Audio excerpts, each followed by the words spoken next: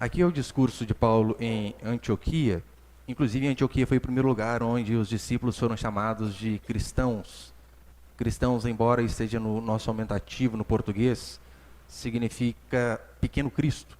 Ou seja, as pessoas estavam desdenhando dos discípulos de Jesus, dizendo, olha, aos cristinhos aí, aos miniaturas de Cristo.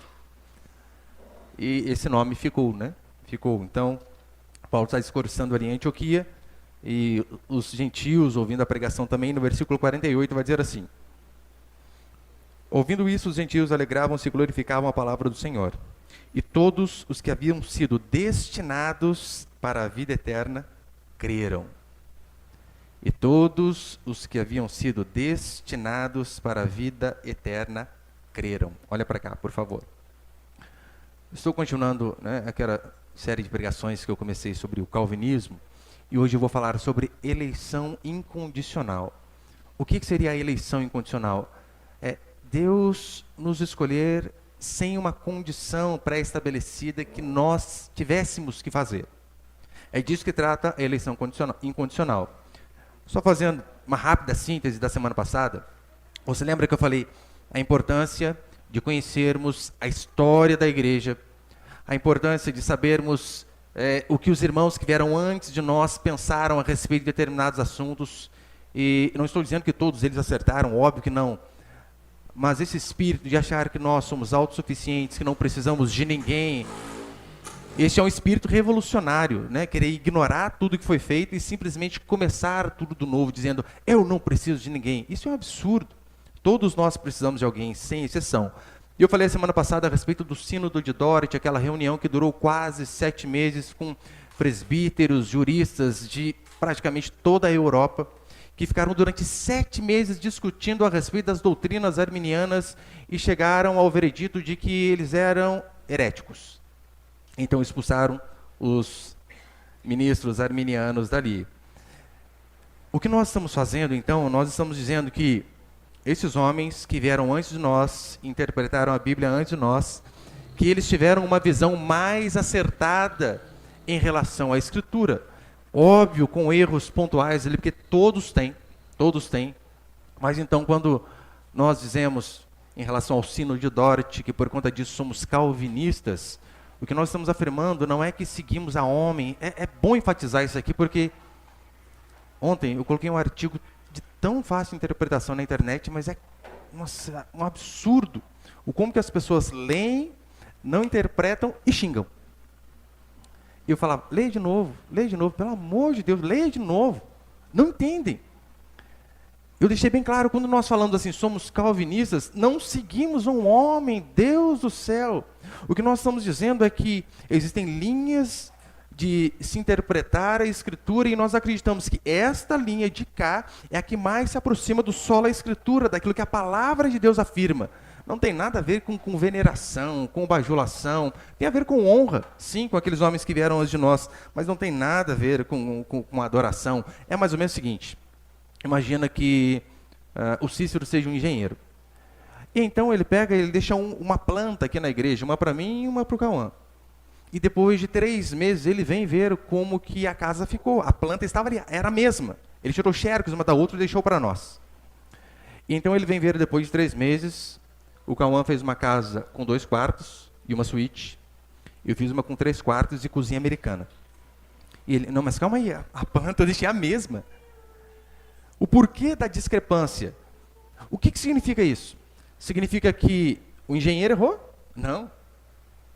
Significa que um de nós dois interpretou aquela planta errada. E por conta disso fez a casa errada. Então quando nós dizemos que somos calvinistas e por conta disso, né, os calvinistas lá do Sínodo de Dort expulsaram os arminianos, é porque eles acreditavam. Eles estão interpretando a planta do engenheiro de forma errada. Simplesmente por conta disso. E uma grande ênfase que eu e você não podemos esquecer, que eu disse na última semana, é que o homem, ele é por inteiro depravado, sem exceção. Por conta do pecado ter entrado na raça humana, por conta de Adão, a Escritura diz que o pecado passou a toda a raça humana. E o pecado, ele veio literalmente estragar o ser humano por completo. suas emoções, seus pensamentos, sua mente, tudo, suas motivações, tudo foi contaminado por conta do pecado. É por isso que Romanos 3, Paulo deixa bem claro, não há quem busque a Deus. Não há quem entenda, não há quem faça o bem. Todos se extraviaram e a uma se fizeram inúteis. Quem se extraviou? Todos, sem exceção. Ou seja, o ser humano ele é corrompido por completo. Por que é importante eu falar disso daqui antes de falar sobre eleição incondicional? É porque isso daqui é a base para você interpretar todo o resto. Saber que o homem é mau. E quando eu digo homem, né, talvez você pense assim, o pastor está falando de forma genérica, a humanidade. Não estou falando de você, criatura, é de você. De cada um de nós aqui. Nós somos extremamente maus, é o que diz a palavra do Senhor. As nossas crianças, por mais bonitinhas aí que sejam, são parecidas com Satanás, se Deus não tiver misericórdia delas. Todos, do mais novinho ao senhor e a senhora mais velha que estão aqui nesse salão. Todos somos corrompidos. Então, esta é a doutrina fundamental para você interpretar o resto. O homem é mau. Parece até um pleonasmo, né? Na mesma frase, o homem é mau. E é mesmo. Então, com base nisso, eu quero falar sobre a eleição incondicional. Os arminianos, né, que é o pensamento que predomina na maioria das igrejas, principalmente das pentecostais, eles acreditam na eleição condicional. O que seria a eleição condicional? É que a eleição, Deus escolheu as pessoas com base num pré-conhecimento de Deus. Deus sabia que lá na frente a Sheila iria o escolher, então, por isso, de antemão, ele escolheu a Sheila. Por quê? Porque ele já sabia. Por conta de um pré-conhecimento. Tem uma charge que eu vi uma vez do Garfield, que era mais ou menos assim, né? Acho que era o Garfield, ele pegava a flecha, soltava e acertava num lugar a esmo. Onde ele acertava a flecha, ele ia lá e circulava. Vou dizer, acertei o alvo. Acertava em outro lugar, ia lá e circulava. Porque assim ele não erra.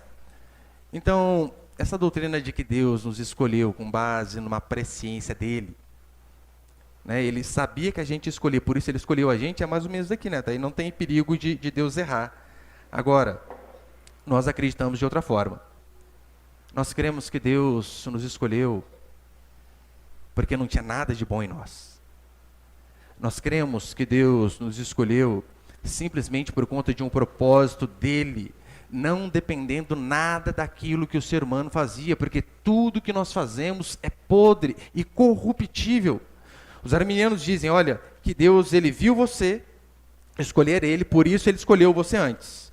Nós acreditamos que Deus nos viu e viu que ninguém prestava, que ninguém iria o escolher. E por conta de ninguém o escolher, ele vai e escolhe alguns, sem mérito para ninguém. É isso que nós queremos, que a fé, se os arminianos eles dizem, olha, a fé é o motivo da eleição, nós acreditamos no contrário. Porque Deus nos escolheu, nós conseguimos ter a fé correta. Eles acreditam, olha, a minha fé, esse aqui é o caminho correto, né? A fé é o motivo de Deus me escolher. Não, nós acreditamos no contrário. Deus nos escolheu. E por conta disso nós podemos ter a fé e acreditar nele. E com base nisso eu quero passar alguns rápidos princípios aqui. Põe o primeiro ali, por favor, Miguel. Tem os mosquitinhos voando aí hoje. Aguenta aí, irmãos, por favor. Primeiro, a eleição é a causa da fé. Eu sei que às vezes parece um pouco contraditório, porque nós vemos assim na Escritura. Quem crê será salvo. Existe. Mas também vemos. Aquele que creu foi aquele que Deus escolheu. Como que a gente junta essas coisas, então? Esse texto que nós lemos, acho que eu tenho ali também, né? Atos, capítulo 13, ele deixa bem claro. Paulo vai pregar aos gentios, aquele povo que não era povo de Deus, e o versículo termina dizendo, e creram todos os que haviam sido destinados para a vida eterna. Ou seja, aqueles que Deus já tinha selado o destino, foi justamente esses daí que creram. Os que foram destinados. Ou seja, o que vem primeiro? A eleição ou a fé? A eleição. Deus escolhe e por conta disso a gente tem fé. João capítulo 10. Vós não credes porque não sois as minhas ovelhas. Jesus ele prega ali, então as pessoas vão embora, não querem saber. Ele diz, sabe por que vocês não creram? É porque vocês não eram meus. Porque se fossem, vocês teriam crido. Romanos capítulo 11. O apóstolo Paulo diz assim, E se é pela graça, já não é pelas obras. Do contrário, a graça já não é graça. Que diremos, pois? O que Israel busca, isso não conseguiu, mas a eleição o alcançou, e os mais foram endurecidos. O que Israel buscava, ou seja, a salvação, a Escritura diz que ele não conseguiu. O povo de Deus não conseguiu buscar a salvação por si mesmo. Por isso que a eleição de Deus teve que os alcançar. O tema de Romanos é basicamente o seguinte: o ser humano não pode ser salvo por aquilo que ele faz. O ser humano não pode ser salvo por suas obras. Por quê? Porque todas as suas obras são más, corrompidas, maculadas. O que o judeu buscou, a salvação, ele não conseguiu. Não por conta de uma incompetência deles. É porque eles são incompetentes por natureza. Não apenas eles, todo ser humano, sem exceção. Por isso, a eleição teve que os alcançar. Tanto é que Paulo diz assim, olha, ele não diz, olha, Israel não conseguiu ser salvo pelas obras, mas a fé o alcançou. Israel conseguiu ser salvo. Por quê? Porque a eleição foi atrás deles. Ou seja, queridos, se Deus não fosse buscar a mim e a você, ninguém tinha buscado. Você não tinha buscado. Ninguém. Eu sei que você pode olhar, fulano lá parece uma boa pessoa. Ninguém tinha buscado a Deus. Não há quem busque a Deus. A Escritura é explícita e clara em dizer isso. A segunda coisa que nós vemos é qual a condição para Deus nos escolher. Sabe qual? Nenhuma. Nenhuma condição em nós. Romanos 9, Paulo vai dizer, e ainda não eram os gêmeos nascidos, nem tinham praticado bem ou mal, para que o propósito de Deus quanto à eleição prevalecesse, não por obras, mas por aquele que chama. Aqui está falando de Jacó e Esaú. Esse exemplo é claro, para não dizer assim, olha, os gêmeos nasceram, e de repente, um foi uma boa pessoa, o outro foi um trapaceiro, um salafrário, um sem vergonha. Por conta disso, Deus escolheu o bom e não escolheu o mal. Não é isso. A Escritura é clara em dizer, não eram gêmeos nascidos, nem tinham praticado bem ou mal, para que o propósito de Deus quanto à eleição prevalecesse. E sabe o que é mais interessante? Nós vemos que Jacó, o nome de Jacó significa trapaceiro, literalmente. Jacó, o trapaceiro, enganou seu irmão, roubou o direito de primogenitura dele. Esse trapaceiro foi escolhido, e não o outro. Por que será? Porque não vem de obras, mas vem da escolha de Deus. Se Deus tivesse alguma condição a exigir de mim, de você, para que nós pudéssemos ser escolhidos, ninguém conseguiria cumprir essa condição. Absolutamente ninguém. É por isso que Charles Spurgeon diz assim, eu sou forçado a crer na doutrina da eleição. Eu sou forçado a crer que Deus me escolheu antes do meu nascimento. Sabe por quê? Porque se Deus me esperasse nascer para depois então me escolher, Ele nunca haveria motivo algum para fazer essa escolha. E se você for honesto consigo mesmo, você vai ver que esta é a realidade de todos nós. Os arminianos, eles dizem, olha, Deus escolherá aqueles que o buscarem. Só que eles se esquecem que Romanos, Paulo, deixa bem claro, não há quem busque o Senhor. Nenhum sequer. Tem uma música, né? Eu não sei nem quem que canta essa música, mas eu já ouvi várias vezes. Já ouviu aquela música assim? Só entra no céu quem aqui for fiel, santificação para morar lá em Sião. Já ouviram essa música? Não. Tenho vergonha de falar que ouviram, né? Eu já ouvi várias vezes. Essa música é uma deturpação da graça. Só entra no céu aquele que for fiel. Está vendo a condição? Porque eu fui fiel, daí sim eu entro. Não é. É o contrário. Porque nós ganhamos a entrada de graça, sem merecer. Nós podemos ser fiel aqui nessa terra. É assim que a Escritura explica. Santificação para morar em Sião. Ou seja, eu sou obediente, santificado, separado aqui, aí eu vou morar no céu. Não. A nossa morada foi dada por Deus sem mérito algum em nós. E a consequência? Nós conseguimos levar uma vida de santidade e obediência ao nosso Senhor aqui na terra. Em Romanos 9, Paulo começa a dizer, olha, Deus é Deus e Ele tem misericórdia de quem Ele quer. Eu coloquei ali, por favor, Romanos capítulo 9, versículo 15. Diz assim, pois Ele diz a Moisés, terei misericórdia de quem me aprover, terei misericórdia e compadecer-me-ei de quem me aprover, ter compaixão. Assim, pois, não depende de quem quer ou de quem corre, mas de usar Deus a sua misericórdia. Ou seja, Deus escolhe de quem Ele quer ter misericórdia. Pastor, mas isso é injustiça, eu já vou dizer mais para frente. É nada. Ele é Deus, Ele que sabe, meu irmão. Eu não sei que filho meu falou esses dias para mim, né? Pai, posso fazer tal coisa? Eu falei, não, por quê? Porque eu que mando, eu que sei, eu que mando essa casa aqui. Se tiver sua casa, você resolve. Não preciso ficar explicando. Agora, como funciona com Deus? Deus está sendo injusto. De forma alguma. Ele te fez, Ele me fez, Ele fez todas as coisas. Então Ele tem o direito de agir do jeito que Ele quer. A base da eleição é a vontade de Deus. É por isso que em Efésios capítulo 1, Paulo vai dizer assim, Ele nos predestinou para Ele. Nos predestinou para Ele segundo o beneplácito da sua vontade. Segundo o seu bel prazer. Ou seja, Ele quis. Ponto. Não precisa ficar dando satisfação para mim e para você. Ficar explicando os porquês para mim e para você. Terceiro princípio, a base da eleição é o amor. Você pode pensar, pastor, mas com que base Deus escolhe? A Escritura explica, Deuteronômio capítulo 7, versículo 7, vai dizer assim, não vos teve o Senhor afeição, nem vos escolheu porque fosseis mais numerosos do que quaisquer outro povo. Pois éreis o menor de todos os povos, mas porque o Senhor vos amava. Aqui Deus já está dando uma dica para o povo, né? Criaturas, eu vos escolhi, não é porque vocês eram melhor, não. Não é porque vocês eram mais fortes, não. Não é porque vocês eram superiores, não. Eu escolhi vocês simplesmente por escolha própria, porque eu amei. Sem nada que partisse de vocês que me comovesse. É uma escolha simplesmente minha, porque o povo talvez ele pudesse tender a se achar que era melhor do que outros povos por Deus ter escolhido a eles. Mas Deus já disse, tem nada a ver com isso. Vocês não eram os melhores.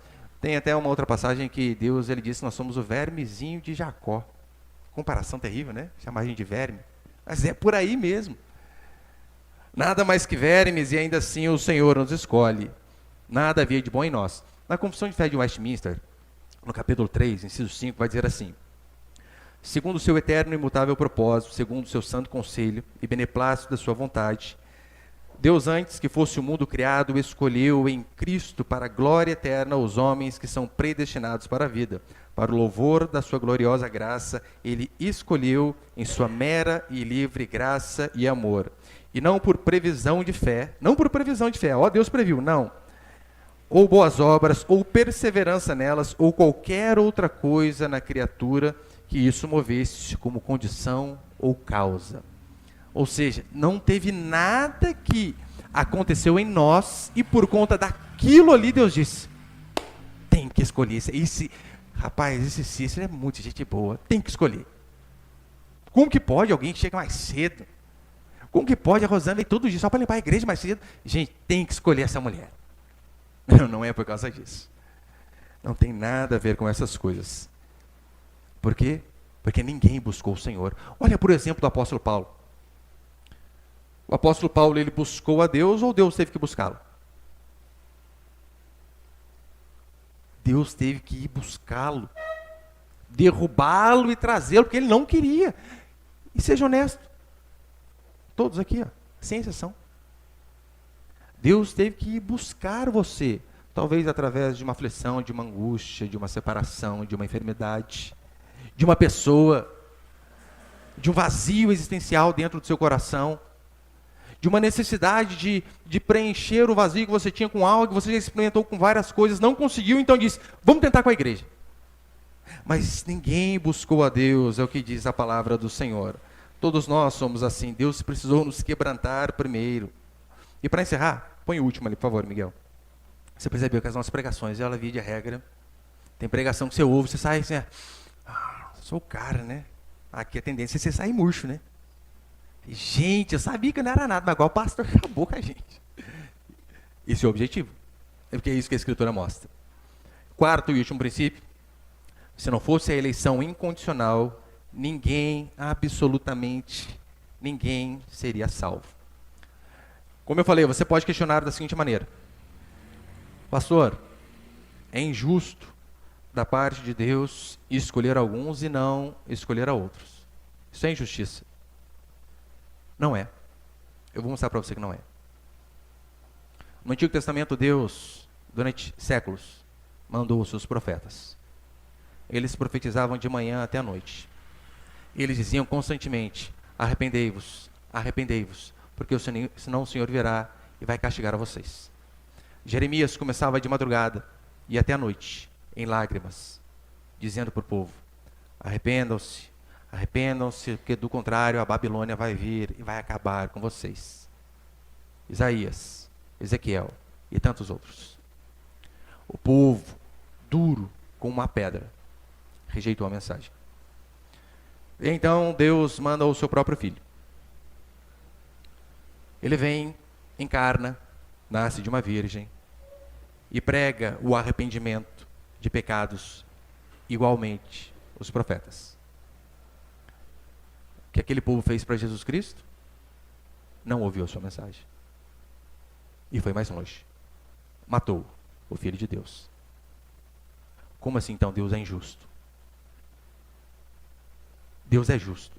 E se Ele condenasse a todos nós aqui no inferno, teríamos que levantar as mãos para o céu e dizer: Deus é justo. Todos nós, no horror eterno, em sofrimento, teríamos que dizer: Deus é justo. Ele é justo. Para muitos a salvação é mais ou menos o seguinte: tem um barco que está começando a afundar. E ali tem 100 pessoas, mas... E então vem o bombeiro com um helicóptero e joga a corda. Alguns homens são birrentos e dizem: não quero ser salvo, não preciso de ninguém, se eu não conseguir sozinho, acabou. Rejeitam a corda. Mas alguns são esforçados. Pegam aquela corda, vão no braço, sobem e chegam lá em cima e são salvos. Muitos pensam que a salvação assim é Deus jogando uma corda e você precisa se esforçar para subir. Não é assim. A salvação, nesta mesma analogia, seria Deus chegar em seu helicóptero, jogar escadas para mim e para você, e mandar anjos para que pudessem nos ajudar a subir. E sabe o que todos nós fizemos? Não quero. Prefiro ficar no barco. Vou morrer aqui. Essa é a resposta que todo ser humano deu. Então, Deus dá uma chance. Ninguém crê. Dá outra, ninguém crê. E então, como ele viu que ninguém queria, ele, por graça e bondade, decide, desses rebeldes que somos nós, escolher alguns. E Deus é mau? E Deus é injusto? Claro que não é injusto. Todos estávamos cegos, não queríamos enxergar. E Deus resolve dar vista a alguns. E o problema está nele, na injustiça dele. Eu não vou ser desonesto com os arminianos, porque eles sim também reconhecem a maldade humana. Só que a maldade que eles reconhecem que o homem tem não é a depravação total igual nós acreditamos. Uma outra ilustração, só para facilitar o entendimento, seria mais ou menos o seguinte. O arminiano, ele acredita que assim, o homem sofreu um acidente e se quebrou no chão. Foram quebrados braços, pernas, cravícula. Teve a sua mente afetada, suas emoções também foram afetadas. Só um pouquinho.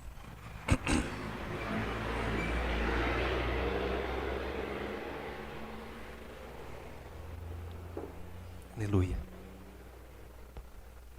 Volta para cá, depois meu filho tira lá. E eles acreditam que o ser humano foi afetado em todas as suas faculdades também. Só que, mesmo estando destroçado e quebrado no chão, eles acreditam que ainda assim, quando chega o bombeiro, aquele homem mesmo quebrado, é capaz de discernir entre a voz do verdadeiro e do falso bombeiro. E mesmo destruído no chão, ele consegue, nem que for um pouquinho, estender as mãos e dizer: aqui. E então ele é resgatado. Com essa mesma analogia, nós acreditamos de forma diferente. Nós acreditamos que o homem foi atropelado e morreu, acabou. Sem nenhuma possibilidade de resposta. Morto. A não ser que venha alguém e nos ressuscite, não há jeito para nós. Não há jeito para nós. É por isso que uma das maiores ilustrações que a Escritura dá em relação a nós, povo de Deus, é Ezequiel pregando para o vale de ossos secos. É onde o profeta prega e diante dele o que tem ali é apenas morte. Aqueles ossos não poderiam levantar a mão e dizer: eu quero, eu aceito esta mensagem. Não. Aquele profeta prega para pessoas mortas. É isso que todo pastor faz quando ele sai de sua casa e vem para um púlpito como este. Ele prega a cadáveres, a esqueletos, a pessoas mortas em seus delitos e pecados. A não ser que Deus, em sua infinita graça e misericórdia, faça com que esses mortos venham a reviver, não por conta de algo que há neles, mas por conta da graça de Deus, eles vão continuar mortos. Portanto, se dependesse de mim e de você, você não estaria aqui. Nenhum de nós. Eu nunca quis. Você nunca quis. Eu sei que hoje, talvez, pastor, hoje eu penso diferente. Mas você nunca quis a Deus. Teve uma luta enorme para que você pudesse sair de sua casa essa noite e vir aqui.